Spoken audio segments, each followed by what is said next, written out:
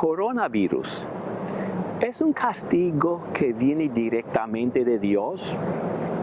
Siempre cuando hay desastres, hay quienes afirman que sí, y abundan ejemplos en el internet. Por ejemplo, un rabino de Israel dice que sí, es castigo de Dios y viene debido a los desfiles de orgullo de los homosexuales. Un pastor de Nueva Zelanda dijo que el coronavirus es un castigo de Dios, pero los miembros de su congregación estarán protegidos siempre y cuando sigan a pie de la letra el régimen de protección. ¿Y qué es el régimen de protección? El pagar el diezmo. Y así siempre ha sido el caso en casi cada desastre. La caída de las Torres Gemelas, los tsunamis en Japón y en Indonesia, el huracán Katrina en Nueva Orleans, etc. Siempre hay quienes dicen, es castigo que viene directamente de Dios. Es verdad que en la Biblia algunos desastres fueron enviados por Dios para castigar a los malos. Yo pienso en las plagas en Egipto, en el libro de Éxodo. También pienso en el peste que Dios envió para castigar a David en el segundo libro de Samuel, capítulo 24, por su presunción al hacer un censo.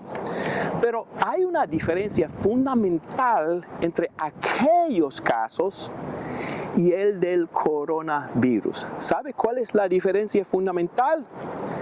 Es que Dios dijo en forma específica que aquellas plagas eran castigos de Él.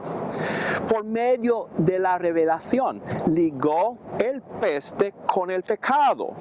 Y es lo que falta con el coronavirus. Una revelación directa de Dios que liga el virus con cierto pecado.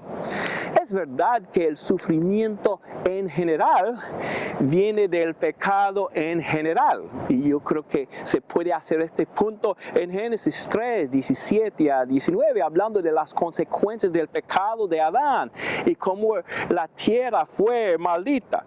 Pero el problema viene cuando ligamos cierto sufrimiento con cierto pecado sin haber revelación directa de Dios.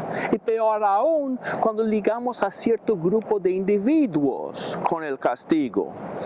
Si algún sufrimiento no es ligado con el mal comportamiento, no sirve de castigo, al menos en forma directa. Cuando yo era niño, tuve un perrito, un Boston Terrier. El perrito se llamaba Togo. Y un día vi que Togo había hecho pedazos de algo de valor. Creo que fue un juguete, aunque no estoy 100% seguro. Pregunté a mi papá si yo debía castigar a Togo, mi perrito. Y mi papá me preguntó, ¿Togo va a entender por qué le estás castigando?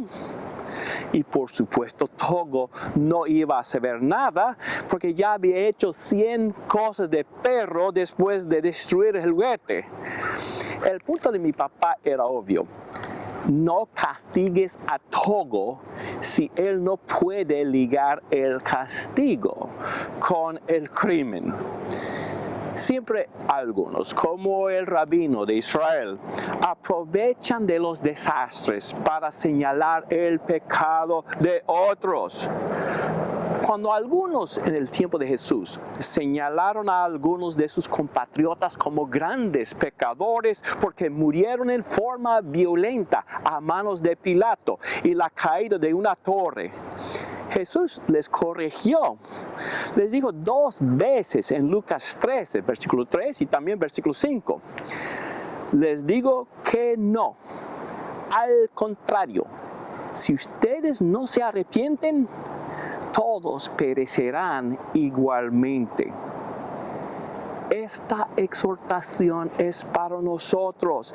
En vez de andar señalando con el dedo a otros y diciendo, Dios está castigando a aquellos con el coronavirus, examinémonos a nosotros mismos, que nos humillemos a nosotros mismos, que nos arrepentamos nosotros mismos de nuestros pecados.